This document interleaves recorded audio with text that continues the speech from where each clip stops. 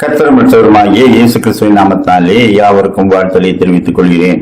ஒரு ஓய்வு பெற்ற வேதாகம கல்லூரியின் பேராசிரியரிடத்திலே நம்முடைய நம்பிக்கை எப்படிப்பட்டதாக இருக்க வேண்டும், அதிகபட்ச நம்பிக்கை, உயர்ந்தபட்ச நம்பிக்கை எது என்று கேட்டார்கள்.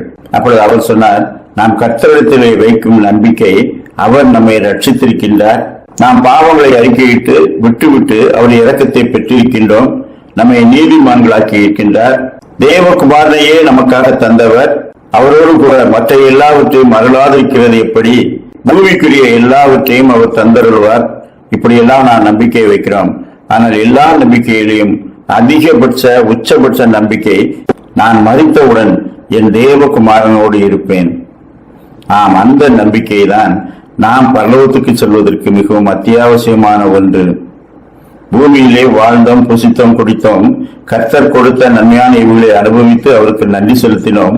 இதையெல்லாம் கடந்து நான் மரித்ததும் கர்த்தரோடு இருப்பேன், அவர் என்னோடு இருப்பார். இந்த நம்பிக்கை தான் நம்மை பரலோகத்துக்கு கொண்டு போய் சேர்க்கும் என்று சொன்னார். இந்த நம்பிக்கையை முடிவு புரியதும் பற்றி கொண்டிருக்க வேண்டும் என்று பவுலப்போஸ்தலன் நமக்கு சொல்லுகின்றார். சங்கீதம் 23:4, நான் மரண இருளின் பள்ளத்தாக்கிலே நடந்தாலும் பொல்லாப்புக்கு பயப்படேன், தேவரீர் என்னோடு கூட இருக்கிறீர். பிலிப்பியர் 1:21-23, கிறிஸ்து எனக்கு ஜீவன், சாவு எனக்கு ஆதாயம். தேகத்தை விட்டு கிறிஸ்துவுடனே கூட இருக்க எனக்கு ஆசையுண்டு, அது அதிக நன்மையாயிருக்கும்.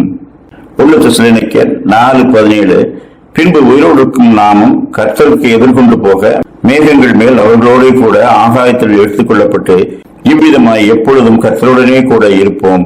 ஆகையால் இந்த வார்த்தைகளினாலே நீங்கள் ஒருவரை ஒருவர் தேற்றுங்கள். நம்முடைய வாழ்க்கையின் பிரதான நம்பிக்கை, நான் மரித்தால் தேவகுமாரனோடு இருப்பேன், அவர் வாசம் பண்ணும் அந்த பரலோகத்திலே நான் சேருவேன், அந்த உயரிய ஸ்தலத்திலே நான் கர்த்தரோடு இருப்பேன். இதுதான் நம்முடைய உயர்ந்தபட்ச நம்பிக்கையாக, எப்பொழுதும் இருக்க வேண்டிய நம்பிக்கையாக நமக்குள்ளே இருக்க வேண்டும். அந்த நம்பிக்கையுடையவர்களாகிய நாம இகவாழ்வின் தேவைகளை நினைத்தோ, இந்த உலகத்திலே நாம் பெற்றுக்கொள்ளாதவைகளை நினைத்தோ நாம் கலங்க வேண்டியதில்லை. ஏனென்றால் இவைகள் எல்லாம் தற்காலிகமானது, இவை முடிந்து போகும்.